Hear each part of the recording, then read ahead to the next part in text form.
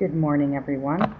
This is Robin Osborne from Michigan State University, and welcome to Emerald Ash Borer University. I welcome you along with my colleagues Amy Stone from The Ohio State University and Anne Marie Nagel from Purdue University. We hope you will find this webinar very informative. We're going to be talking about fall is for EAB Planning, and our presenter today is Cliff Sadof, entomologist at Purdue University. Dr. Sadof is one of the entomologists who have been involved with the emerald ash borer since its discovery in 2002. And he will be providing us with some information on how to plan for emerald ash borer in the upcoming year. As we all know, this has been a crazy year for emerald ash borer. We've got a couple of more states that are now infested, one Connecticut, the other one Kansas. And so everyone's kind of got their antenna at the attention right now to make sure that we can prepare for any more outbreaks.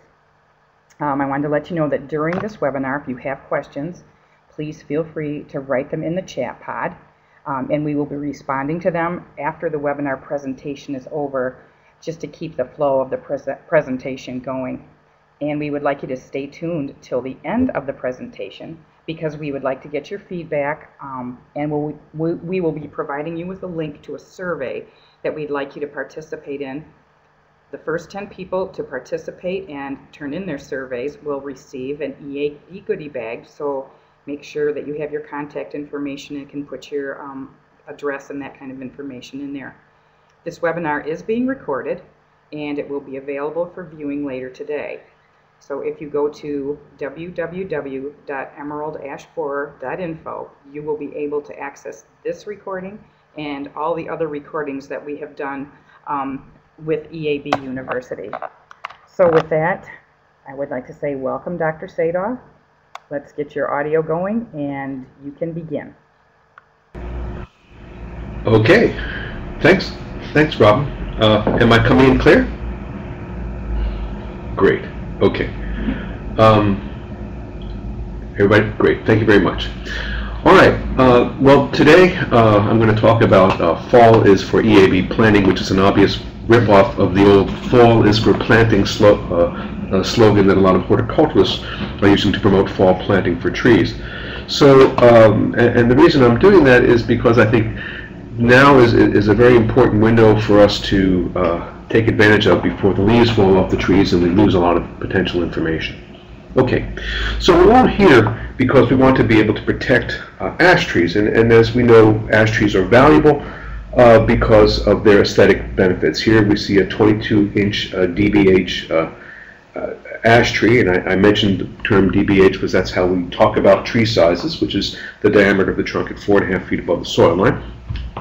And you can see this tree provides an awful lot of shade and benefits for the people living in front of this apartment. But when the emerald ash borer comes, and if it removes it, that would in fact threaten it. Now, I often like to think in terms of aesthetics, but many of you think in terms of dollars, and there is a real dollar value to these ash trees. There is a nice calculator called treebenefits.com. It was a joint project with Davey Tree and the U.S. Forest Service, and what they've done is they have you put in your zip code, you write in a white ash and the diameter at breast height, and you'll find out what the benefits are that this tree gives you every single year. And in this particular case, this 22-inch ash tree provides $307 a year of benefits. So that's that. You know, if you think about that, over the course of the life, that can be quite a bit of money. But what I think is probably most interesting is looking at the pie charts. On the right part of the pie, that amber color, that's stormwater. So 96%, roughly about a third of that value comes from mitigating stormwater. So, you know, each ash tree, will use probably about 2,200 gallons of water over the course of a year. So if you think about that in terms of mitigating storm runoff, that's quite a bit of water. And if you have cities like Chicago that may stand to lose something in the neighborhood of 3 million ash trees, you're talking about stormwater being completely overrun. So on the other side, the light green color is property value. And property value is important for the homeowners whose house the tree is next to, but it's also important for the municipality because municipalities will tax based on property values. So property values and stormwaters are very important values that contribute about 2/3 of that $300 over there. And the rest is in terms of reduced heating and cooling costs, air quality, and the like. Okay, so what can you do this fall to save the value of your ash trees? Well, I'm going to suggest you update your EAB Toolkit. Okay, there's been a lot of things that have been going on over the past couple of months, and I just want to give you some overview of what's been going on with that. But probably in addition to that, right now it's a good time to determine the size of your problem and get public support. You know, it's a lot easier to get people excited about trees when you talk about trees when they can see the leaves on them than trying to do this in November or in February when the leaves aren't even on the trees. You should also take this opportunity to develop and discuss plans with the people who are going to be affected by the emerald ash borer invasion, and gather up resources, line up suppliers, and then of course stay tuned for new information on the listserv, because we're going to be having stay tuned for emerald ash borer, because we're going to have more EAB University webinars throughout the course of the winter. Okay, so what I'm going to talk about, the first part is updating your toolkit. I'll talk a little about ash identification, some decision guides, and some pesticides. All right, we have an ash tree identification guide that was written by Kim Rebeck and others in Michigan in 2005. It's a real nice picture guide, and then we also translated it in Spanish for those people who would feel more comfortable with that language. So, in terms of knowing knowing what's going on where you are in your city, it's really important for you to recognize early symptoms of emerald ash borer. And this is going to be really important because all the controls that we talk about are most effective before the tree starts declining from emerald ash borer. And so if you start noticing, as you see on the picture on the right, the leaves are a little bit smaller than the normal leaves. There's a little bit of thinning in the top of the canopy. These are some early signs. You also see some water sprouts, shoots on the base of the tree. They call it epicormic sprouts. As it progresses, more and more of the canopy dies out, and once this happens, it becomes very difficult to get the insecticide into the tree where it can actually protect it and save it. Moreover, you'd have to cut out the dead part because that's not going to come back on its own. So that's what you can do now, but in a few months, the only thing you're going to be able to see is woodpecker holes and vertical splits. So if you see on the left, you'll see holes where the woodpeckers have knocked off the outer bark, little holes in the center where they actually pecked, looking around for emerald ash borers. And on some of these trees, it looks like the top of the bark was just sort of knocked and scraped right off. You'll also notice some bark splits, and inside the bark splits you'll see some zigzag galleries. So the vertical splits and the woodpeckers are probably the most early signs of the things that you're likely to see. Okay, so armed with that, one of the things that happened early on was we started promoting awareness, telling people how to recognize what's wrong with their trees, if in fact they do have emerald ash borer, and they all came to us with a big resounding "now what?" So Anne-Marie Nagel and I, we put together a decision guide as part of our Neighbors Against Bad Bugs program that is available on our website. And what it does is sort of steps you through the process. If you go to the top of the page, the most important thing you want to do is start with an inventory of your ash trees. You can do that now, find out how many you have, how many, and where they are. If you don't want to save your ash trees, then you've got to make some plans to remove them because they are all going to be killed. But if they're going to be worth saving, then you have to make plans to treat them. And if you don't know, we suggest in that big green circle in the center that you hire a professional. We have some tips about what to do when you talk with them, and there's this nice website put out by the International Society of Arboriculture called treesaregood.com, and that's probably a good place to start. On the flip side of that page, we're trying to get people to save trees that are worth saving, the trees that look nice in the upper part of the picture, not the ones that look thin on the bottom part of the picture, or those that are near power lines. Okay, so moving along, I'm talking a little bit about treating, but I'm assuming that you understand that you can actually protect trees, and this is why I believe you can protect trees. This is data collected by my colleague Dan Herms at Ohio State. I'm going to go through a number of studies. The first one is taking a look at the effectiveness of imidacloprid soil drenches. These are insecticides you pour around the base of the tree that were applied in the springtime and applied in the fall. Okay, the treatments that are 1.4 grams active ingredient per inch, that would be considered the 1x rate. The double rate, 2.4 grams active ingredient per inch, would be considered the double rate.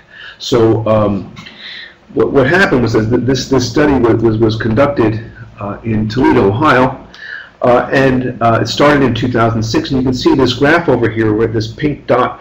That tells you that when they started this study, none of the trees had any appreciable canopy decline. The canopies were all full. There was no thinning at all.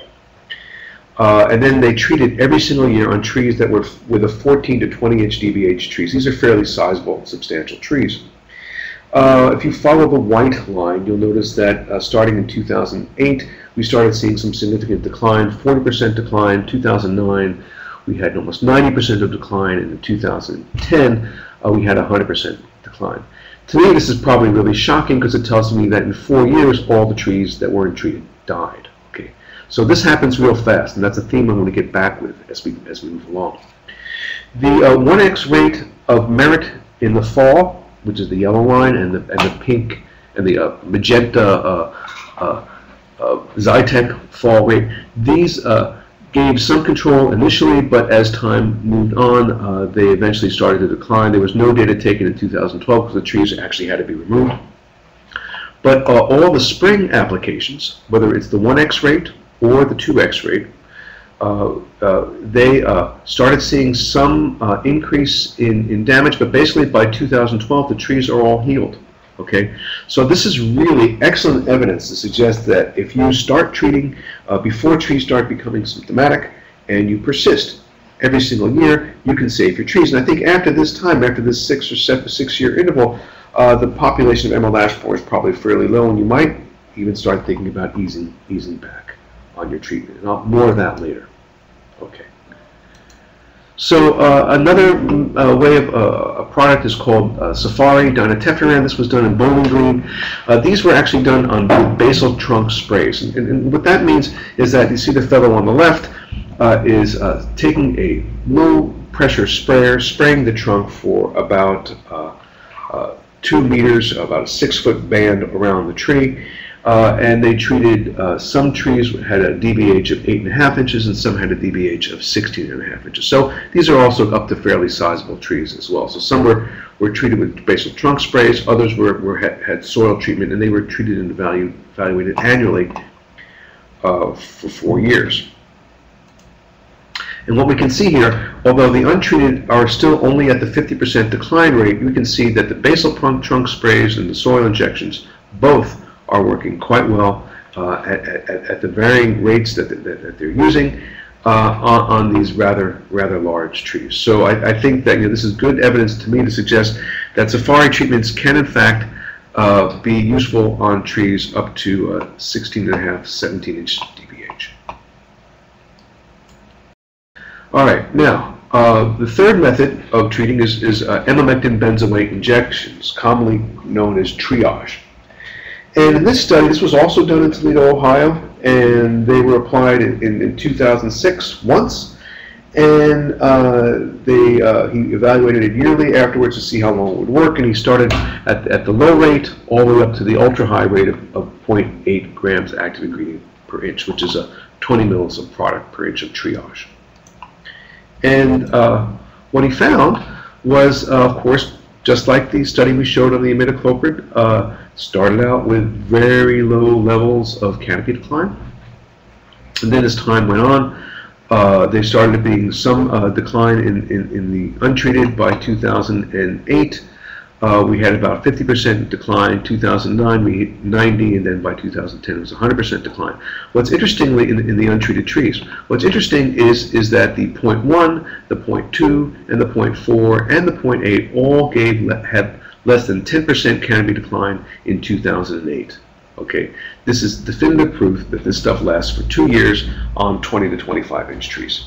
Okay, there was some residual activity for the third year on the ultra high rate, but these are rather large trees. So this is very promising data for being able to protect large trees for multiple years with a tree injection. What about trees larger than 25 inch DBH? Well, right now there is no data set that's complete, although I have spoken with Joe Nicola at ArborJet, and he told me that there are some large tree studies underway. Right now, I think they're into their second year of this, and we're on trees between 25 and 40 inch DBH. So we will know for sure in a controlled study in a few years how this works out, but based on what I've seen on these smaller trees, I think that the triage product has some really good potential, and it certainly is worth a shot on your larger trees, which are important to your community. All right, what about the Wedgel device? Okay, in the upper right-hand corner, you see a picture of somebody with blue gloves injecting some trees with a Wedgel. This device has been used by some, and there have been many claims to suggest that it works just as well as the ArborJet product or as the soil drench. So Dan did a study with trees with an average DBH of 11 inches, had an untreated control, used the pointer, which is the Wedgel product, triage, and then Zytec, okay, at the high rate. And what he found was, in fact, that he started in 2010 in August, is when they started doing their comparisons, and they found that the trees were actually starting to decline at this point in time, unlike the previous study where there was no decline at all. By August 2010, there starts to be a little bit of a difference. The untreated seems to be increasing its canopy decline a bit, but by May of 2012, the untreated and the pointer are both above 60% thinning. This is in contrast to the Zytec and the triage, which really are holding that injury to about 30%. So this is pretty clear evidence to suggest that the pointer product does not work. The triage product works as well as the Zytec, which is a Dynatecfuran, the Zytec, which is actually an imidacloprid type product. Okay. So this is really hard information to keep track in your head. If you go to our website, eabindiana.info, under insecticides, that's eabindiana.info, I have a nice little summary table about insecticides by time of year, and imidacloprid, these three products all work. Imidacloprid works well in the spring, early April to mid-May. These are Indiana times. In the fall, October to November, if you use a double rate. Dynatecfuran, you can use spring. You can use spring applications and soil injection. Works well. The thing about the Dynatecfuran is you can actually apply this thing after the imidacloprid season. It's actually effective up to 16-inch DBH, not 12 inches, it says over there. Then the amamectin benzoate you can apply in the springtime. It'll kill this year's egg-laying beetles if you do it in the spring, and then midsummer or fall applications down to will kill next year's beetles that are feeding on the leaves as well as the hatching larvae. But the trick is you have to make sure that there is some uptake at this point in time, and that means the trees have to be actively transpiring. Now, this year, this was one heck of a year. It was warm early, okay, and what I did, thanks to the miracle of the Weather Channel, they allow you to actually calculate your degree days base 50, And I was able to determine that this year we hit 450 degree days base 50, which is the date of emerald ash borer emergence on April 30th. Okay, that is a full 3 weeks ahead of 2011, a week ahead of 2010, and over 2.5 weeks ahead of 2009. So it definitely was an early year. Things were happening a lot earlier than we expected. To make matters worse, it didn't rain a whole lot in the central part of the country, especially in places, a lot of the places where emerald ash borer is. That slow transpiration rate, which could have affected uptake of insecticides. There was some premature leaf drop in some instances, and of course, trees which are water stressed have reduced defenses against borers. So basically, the drought to emerald ash borer was like throwing gasoline on a fire. It really sparked up things, so it really sped tree decline. So, and the problem was worse on trees that were planted too deeply because the root systems would not have been functioning that adequately. Now, I just throw up this slide here because I think it's really critical to let you know that all systemics need water to translocate that product up into the trees. It's the water that carries the pesticides into the leaves. Okay, and whether it's a soil drench, a trunk spray, or that goes through the trunk, or a trunk injection, that is how it has to work. And so basically, what if in the absence of water, there simply is not enough uptake. All right. So what that meant was that the untreated trees this year were declining more rapidly than they would have due to the drought, and then the treated trees, if they did not have adequate moisture, or many folks will irrigate before they treat, but if they didn't continue to irrigate, it's quite possible that the product did not get up and stay up in the leaves during the entire beetle flight, and that could have adversely affected control. So if your controls this year weren't as good as they had been in the past, you can definitely blame it on the drought. But the take-home lesson is that if you are going to be treating your trees and going through that expense, you should definitely go through the expense of making sure those trees have adequate moisture. So in a drought year like we have this year, you want to make sure you go back there and treat the trees. Okay, so can we catch up this fall? Yes, we can, but it comes at a cost. Okay, so if your trees weren't treated effectively, or for some reason you couldn't get the treatments in time, you can apply imidacloprid in the fall, but you're going to have to apply it at twice the rate. That stuff's going to sit at a puddle underneath the trees, and then when the trees leaf out in the spring, it's going to come out and then it'll take up the insecticide, and that's how that'll work. If you are applying triage, now, there's a lot of local variability here. Some places are not going to be getting uptake. Other places that had rains may still be able to get some uptake. This is something that you're going to have to see and check out for yourself. But if you can get uptake in there, you will be killing adults and larvae that hatch from eggs next year. The 2-year control is possible, okay? And that means you'll be getting it from fall to fall. The only data that have been published on this is one study that shows that you had effective 2-year control on trees up to 12-inch DBH, but the rest on the larger trees are all spring to spring evaluations. Okay. All right, so now that covers the tools of how you can control. But the biggest problem we have with emerald ash borer is that it's new. Nobody really has had a lot of experience. I mean, well, we have, those of us at EAB University have, but as they enter new towns, people in cities and parts of the country, people just don't have the experience. They don't know what they're up against, and they can't recognize the early signs. Okay, and it's really hard to mobilize resources for something that people have never seen before and have no familiarity with. Control is feasible. So that's the first strike. Second strike, it's possible to control it, but if you don't get on the control wagon before you compromise the vascular system of those trees by the emerald ash borer, you're not going to have any chance of saving the trees. So, pretty much from 4 or 5 years after trees are starting to show symptoms in a city, it's about 4 to 5 years till all the trees are killed.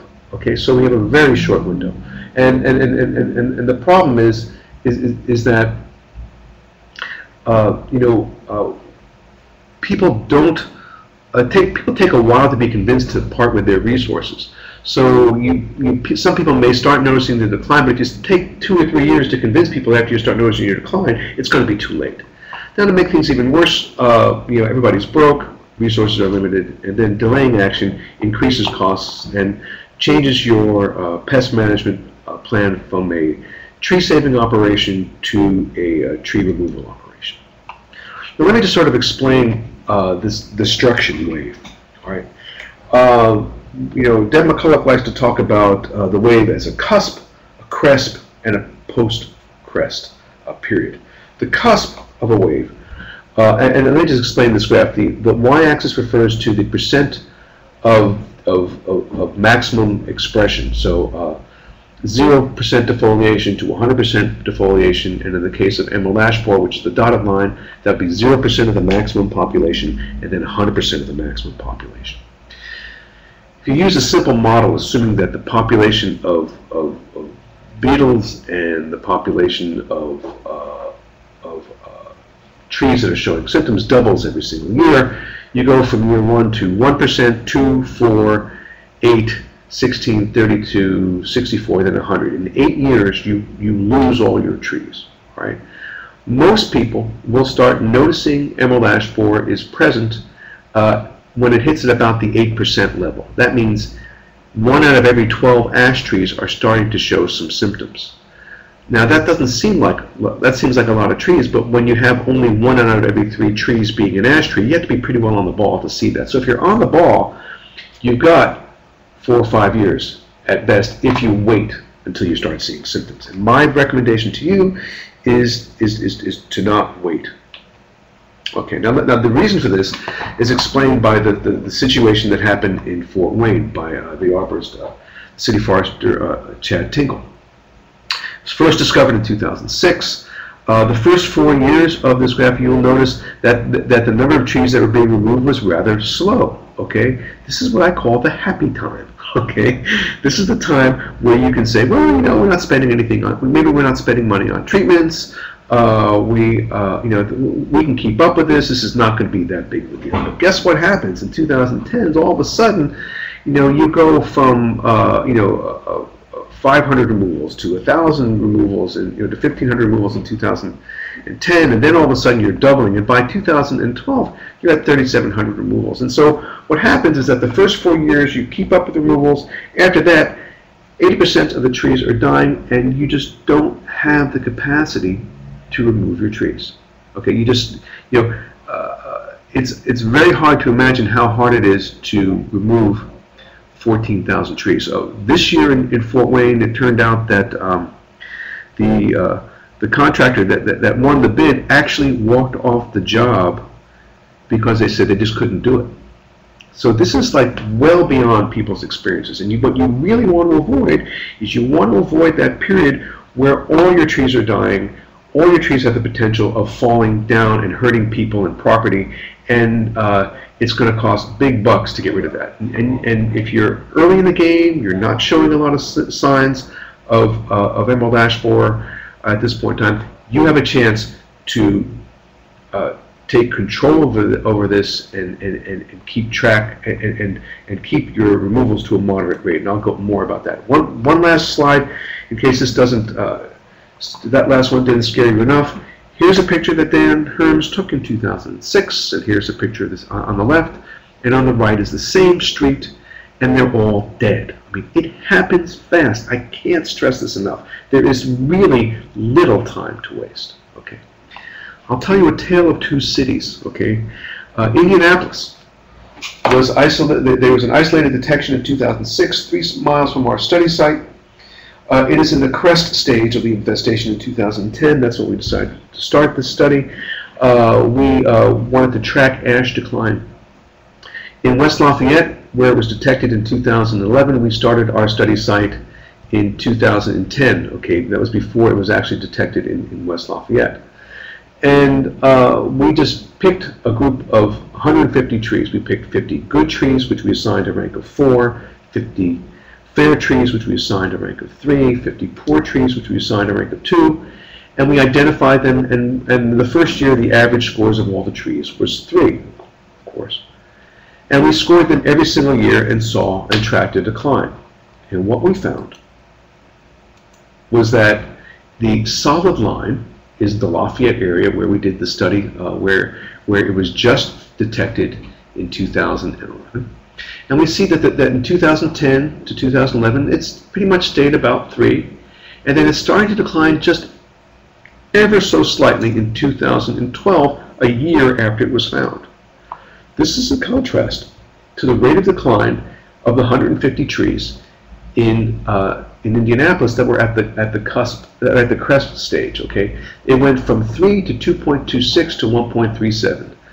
In other words, 2 years after we started this study, instead of having 150 live trees, we have 15 barely live trees. Okay, so this is huge. It's fast, and if you think you're going to be able to keep up with this on your own, you're just kidding yourself. Okay, and that's why fall is for planning.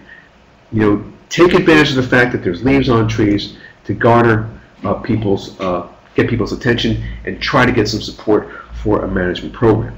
Okay, now maybe you know that we developed this Emerald Ash Borer cost calculator here at Purdue that will allow you to compare the costs of a wide variety of different types of strategies. We have a couple of canned strategies that you can compare. Remove all your trees, replace all your trees, treat all your trees, remove the unsafe or replace unsafe. That means just remove them as they die, as the beetle kills them. Replace the large trees greater than 12 inches, replace the small trees, replace the less than 12 or less than 24 inches, save the best half. There's a whole bunch of different things that you can compare, and you can even write your own kind of comparison. But what I want to do for the purpose of this study is show you that this model, this calculator uses this invasion wave model of doubling to predict mortality caused by emerald ash borer on the untreated trees. And so what I want to do is sort of walk you through a scenario of what happens if you start in year 1 when emerald ash borer is found in your community, or if you wait until it's being detected. Okay, and I think that and the key to this is understanding that during the aggressive period, during the cusp and the crest stage, we want you to be very aggressive at trying to protect your trees against emerald ash borer. And then afterwards, after the only trees left standing are the ones that are treated, you might be able to ease back and then just go in and touch up when emerald ash borer starts attacking those trees again, and you won't be needing to treat nearly as frequently. One of the things the calculator allows you to do, it allows you to stage your infestation based on the percentage of trees that were lost to date. So if you had 8% infestation, you would be assuming that you started out with 4 years with EAB. We ran the simulation with a 1,200 tree forest that had an evenly distributed age distribution. 1.5 refers to a 1 to 3 inch DBH class. Then you go to 3 to 6, 6 to 12, 12 to 18, 18 to 24, and above 24 inches. We would compare replacing unsafe ash trees, which is replacing them as they die, removing all the ash trees, or excuse me, replacing all the ash trees, then saving half the ash trees. And our assumption is that we have $3 per inch a DBH per year was the cost, treated yearly during the aggressive period and every 3 years thereafter, 95% of the trees being saved with an annual mortality of 2%. It costs about $400 for each replacement.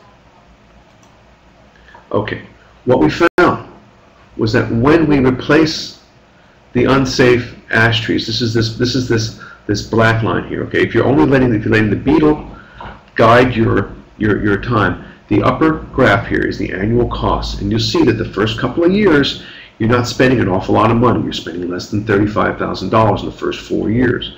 But as time goes on, all of a sudden, towards the last few years, you're spending $350,000. That is a budget-busting proposition. Letting the beetles take charge is going to blow your budget. Let's say you want to be proactive. The red line, you're replacing all your trees proactively as soon as you're finding that they're there. You don't want to save anything. You want to be done. it's going to cost you about $100,000 a year.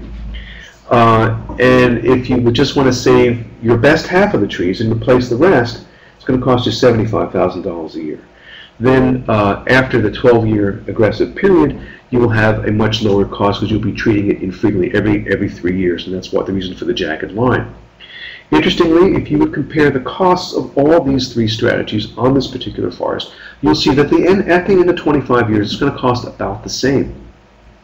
Okay, whether you are getting rid of all your ash trees, whether you are replacing all your ash trees by letting the beetle do it, or doing it proactively, or if you're saving half your trees.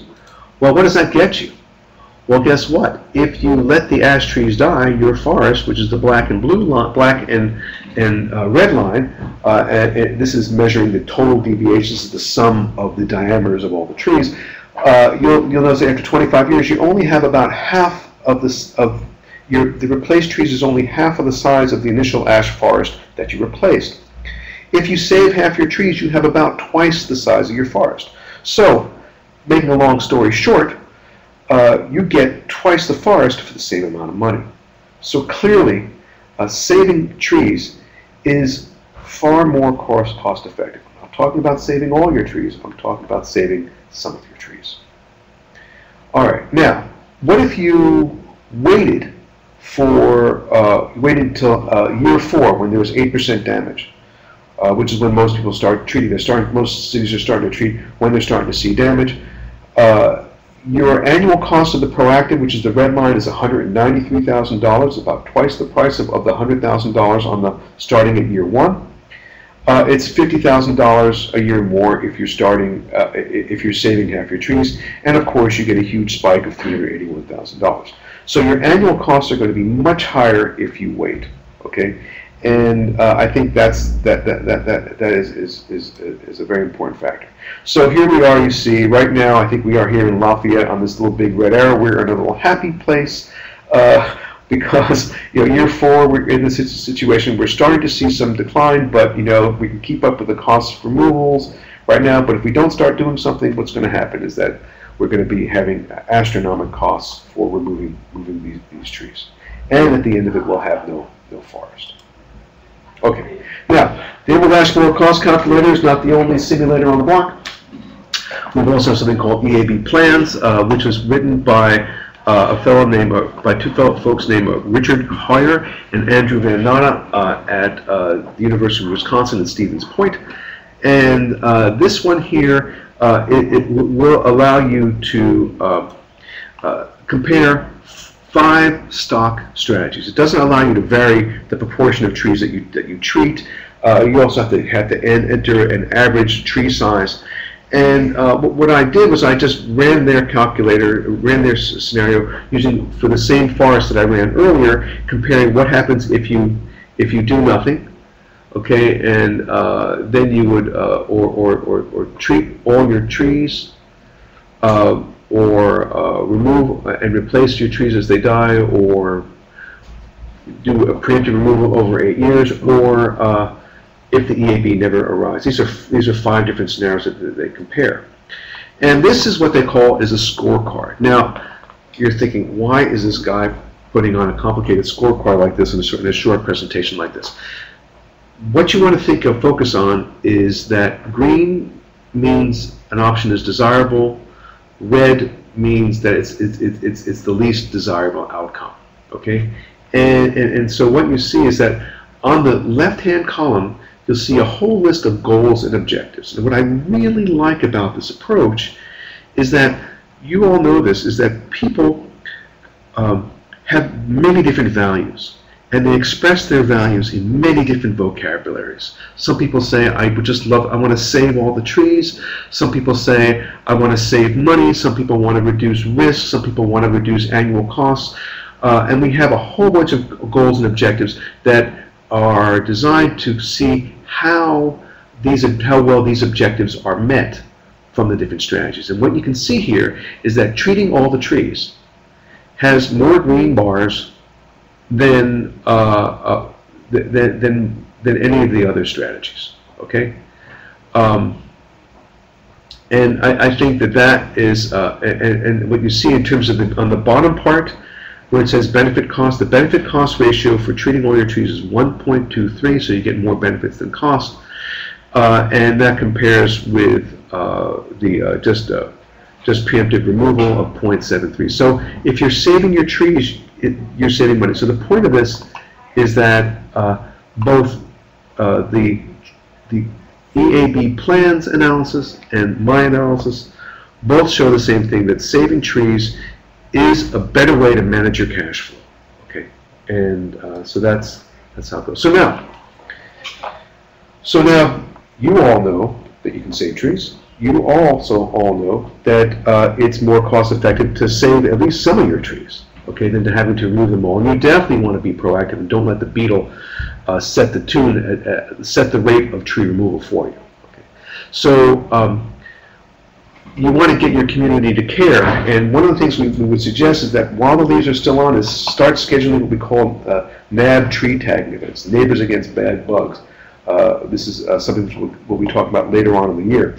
But then once if you can get people's awareness of ash trees by tagging trees, determine the trees worth saving using our decision guide, then you can start discussing the options and costs of various management strategies using the Emerald Ash Borer Cost Calculator and EAB plans. Neighbors Against Bad Bugs, it's available at eabindiana.info. We have got a logo. The whole purpose is we're trying to get people to act now before it's too late, so they can save their trees and save some money. We work with master gardeners, but we can work with tree stewards or whatever. We have tutorials on there to teach people how to recognize ash trees, how to recognize EAB symptoms. And the idea is that once we have these tags that we supply, that we put out on these trees, and it gets people talking about all these trees. And the important thing about that is not only do people's awareness increase, but if they band together as a group, they can negotiate better prices and stretch their management dollars. It's pretty simple math. I mean, think of it like this. You could spend, an arborist can spend a week at the kitchen table of 60 different people's homes to negotiate a contract. Or you could spend an afternoon talking with a neighborhood association that manages all 60 homes. Okay, the prices of making the sale, the price of actually delivering the product is far lower, and they can pass that on to consumers. So it's really important to work together. And here we see some trees that are tagged, and you can see that on a highway over here. People, it does gets people's attention. The other thing, so you engage the local media. Of course, on the left, the guy with the tie. Okay, is Mayor Tony Rosworski of the city of Lafayette. We thought it was a good idea to get him involved. And you make it a publicity event. Work with your local media. Get people in the community involved, and it really gets things going. One of the things about Emerald Ash Borer is that about the Neighbors Against Bad Bugs program is that it's useful no matter what stage of the invasion wave you're in. Okay. If you're early in the invasion wave and there's no symptoms whatsoever, you can get the critical mass together so you can get the resources together to save trees.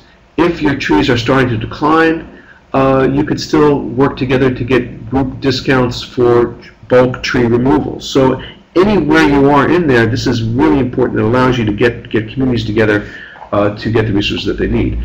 This is the website for the Neighbors Against Bad Bugs. We have the quick guides, we have Facebook pages. All these different things that you need to help foster communications are there. So we know that they're available to protect your most valuable trees. These pictures, this are trees pictured on Clinton Avenue in Fort Wayne, which is the mayor's pet trees. He doesn't want these trees dead. I was standing under a dead tree when I took this picture. And these trees will survive the onslaught, but not every single tree needs to be treated. The one on the left clearly is healthy, looks great. You want to save it. The ones on the right are declining. Don't throw your good money away against trees which are going to decline for some other reason. Unbalanced trees, the tree you see in this picture is leaning an awful lot to the left. All right, and that tree is going to have to come down because it's going to lean, it's going to split. So so you wouldn't want to invest the expensive dollars for treatment on trees that need to come down for some other reason. Here's another situation where a tree is already half dead. If you remove all the dead wood out of that tree, there's nothing left. Don't invest money in a tree that's not worth saving.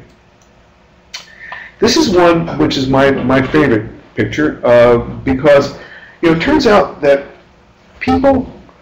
homeowners who have trees under power line are at constant war with their utility companies. This seems to be rather senseless because the utility company is there to make sure that during a storm, during a storm you have power. And when you have trees in your power lines and they fall down the power lines, you have no power. You could freeze to death, or you can swelter during the summer heat. So what they have decided is that rather than trying to prune around power lines, at least in Indiana, they have decided that they're going to cut down ash trees that are in the power lines. So if you or members of your community just invested $400 to protect a tree that's in the power line, the power company is going to come and take that down because they're trying to protect you. So in order to avoid conflict between you and the power company, just don't treat trees under power lines. Those should definitely be removed. Another one, here's a situation. These trees actually weren't killed by emerald ash borer. This actually took this picture in New Jersey on a street there's a very small it's a very small planting well. There's only about maybe 3 feet between the sidewalk and the street. These trees are buckling the sidewalks, they're ruining the pavement, and they're suffering because they don't have an adequate root structure. So so don't invest money, don't try to save these trees. These trees have to come out for other reasons. All right, so in summary, what you need to do in the fall, take stock of your situation. Find out how many ash trees you are, and then see which trees could be saved. Because right now you can get a pretty good estimate of the trees that are worth saving. Okay, start thinking about gathering financial resources, governments, grants, raise public awareness, have NAB events, make plans, and of course you have to discuss the plans. And another thing you might want to think about is try to clarify the decision-making structure. Many cities have not yet ever experienced anything like this. They're not sure who's going to pay for what. Some people think the homeowners need to pay it. Some people think that some cities think that the cities can pay for it. You got to get that all worked out because there's going to be a lot of money involved. Determine the deadlines for obtaining funds to get work done in the spring of 2013. Because if you wait until February, it might be too late. You might miss grant deadlines and such. Start to plan meeting with appropriate public groups to discuss options and objectives. For example, are your objectives to save the forest because you love trees? This is a Tree City, USA. Are ecosystems services important, like stormwater? Is it the property values? Are there certain historically important trees? And of course, being worried about protecting the public from fallen trees. All these things are valid concerns, and these have to be aired in public discussion so people can take ownership of the plans that are decided on, and then when you have the support both morally as well as financially, you're more than likely to get things done. Grants for the spring, for the spring may come and go. There are community urban forestry grants that varies with states. You can start putting out bids for tree care services.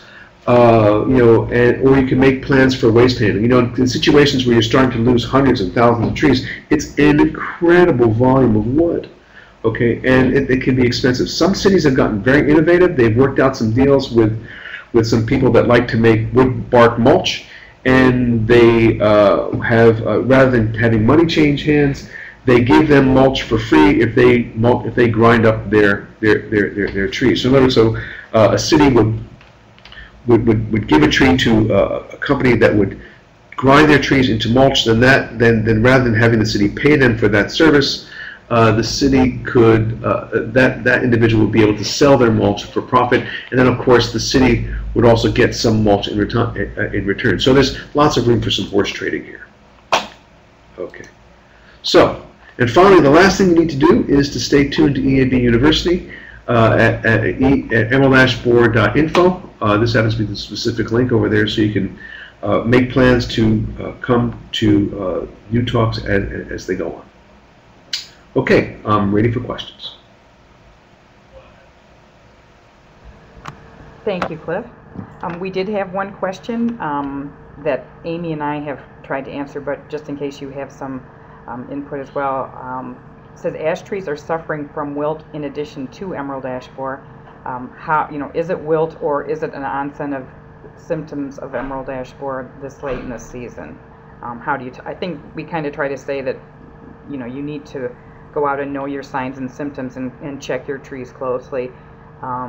Look at documents that explain what the signs and symptoms of EAB are, as well as what ash yellows is, too. So, but yeah, well, that would be helpful. Yeah, I couldn't agree with you more. It turns out that seeing trees wilt after a drought of this sort of historic proportions, comes to no surprise at all. But it could be drought due to lack of water. It could be drought to any of a number of things. But I would look for the splits and see how these things go. My webcam just. Hello. Hello. Uh-oh. No, that's okay. It's I'm bringing up the other document that we've got for. So you're going to talk about the survey. Can I say something? Specific models I discussed to the states. Here in Massachusetts, the state forests are less than 5% ash. Okay. The question about the model.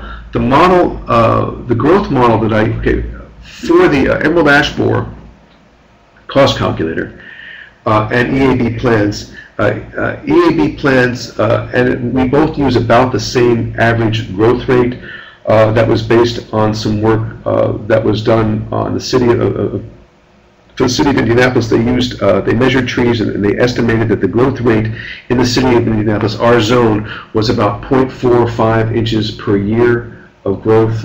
In EAB plans, which was a little further north, they had 0.4 inches of accumulation of diameter each year. So these things are known, so I'm not sure where Massachusetts falls, and it's somewhere between 0.4 and 0.45. But from the standpoint of comparing treatment versus replacement, for the cost calculator, we assume that the replacement tree grows at the same rate at which the emerald ash borer, that the ash trees would have grown.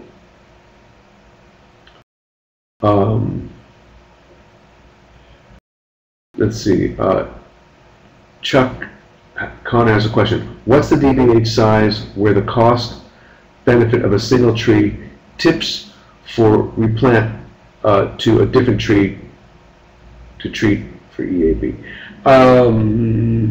So yeah, I guess the question is there? I guess if I may paraphrase this, is there a particular type, particular size at which saving trees will optimize the investment by a city in trees up to that point versus it. So in other words, there was a study that was done by Kent Kovacs and others that was published in Ecological Entomology, Ecological Economics, and what they found was that trees that were greater than 24 inches was the optimal size tree that you wanted to save if you wanted to optimize your previous investment in all the trees. That's what they said. So they said they wanted you to save.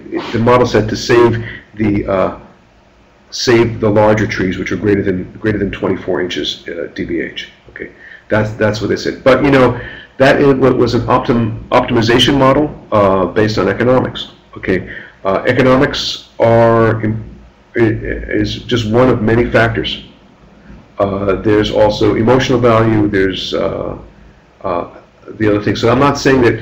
So please don't get me wrong. I am not saying that you need to only save trees that are greater than 24 inches. that is further from the truth. You can save trees which are very small as well. So I think it's a community decision that needs to be discussed with the community. Many of us are more than capable of treating ourselves for cost. Where do we get info on how to treat? Drench, distance from the tree, direct injection, holes in tree, how many, what angle, how deep, what concentration? Okay. On our website, eabindiana.info, we have a guide called Frequently Asked Questions about Insecticides. That guide was written by Deb McCulloch, Dan Herms, Dave Smithley, myself, and a few others, Phil Nixon and Chris Williamson in Wisconsin. And we sort of came to consensus about what worked, but that document was published in 2009, and it's a little bit old.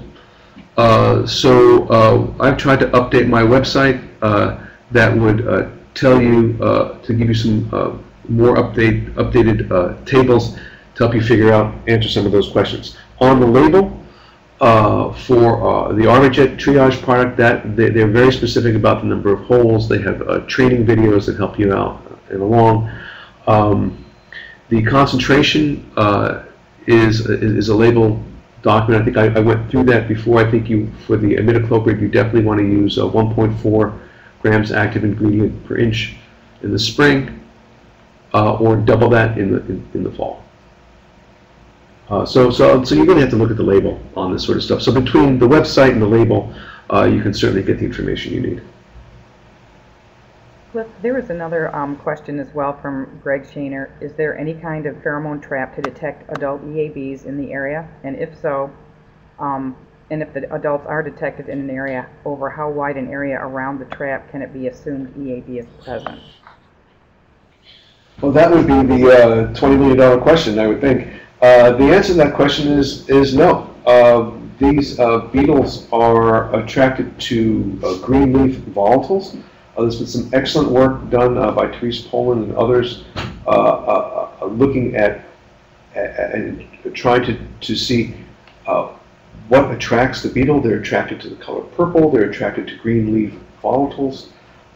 And it's not like the gypsy moth. It's not a very long distance communication. So one of the things they find, that they know for sure, is that you might have seen these purple, we call them the purple Barney traps, the purple emerald ash borer traps. We know for sure that if you find an emerald ash borer on that trap, that the emerald ash borer is there. We do not know for sure that absence of finding a beetle means emerald ash borer is not there. So the purple traps are a rather coarse tool. It's the best tool that we have, and it's been quite useful at coming up with a number of new detections that have given APHIS a much better picture of where emerald ash borer is on a national level. But I think that it's not particularly good to demonstrate that your particular neighborhood is free of emerald ash borer. Does that answer your question, Greg?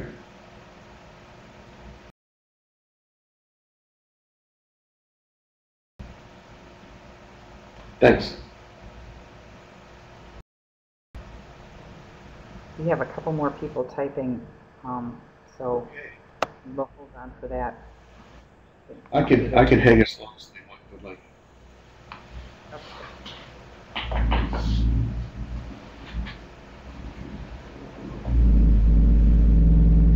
Yeah, I agree, Brad. B2TGF. I agree with what Brad said on that.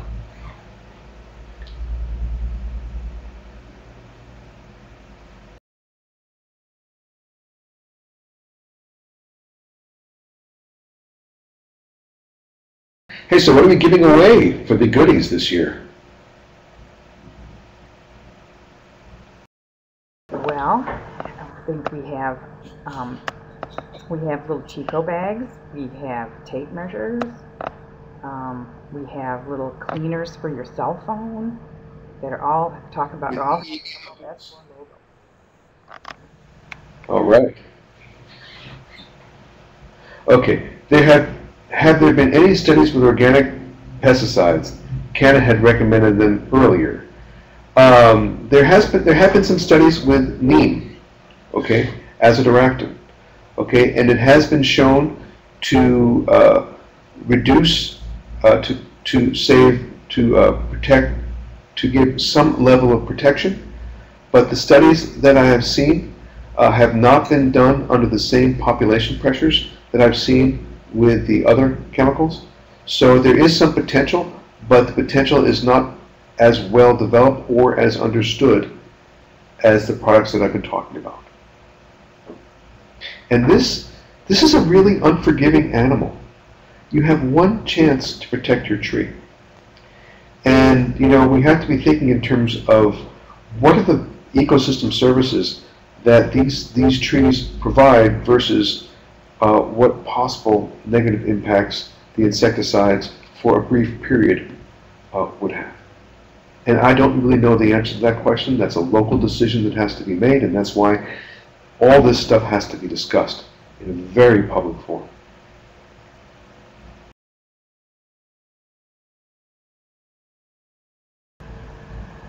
All right. I'm not seeing any more questions. I wanted to thank everybody, and I also want to thank Cliff for providing us this information and taking the time. Also, if you have questions that you would like to ask us, just contact me. My website or my email is down there on the bottom, or you can go to the emerald-4.info website. There's an inquiry page where you can also ask questions, and we'll make sure that we get those questions answered for you. All right, I think unless there's anything else, we're going to stop recording and we'll close down the webinar. And thank you everyone for coming.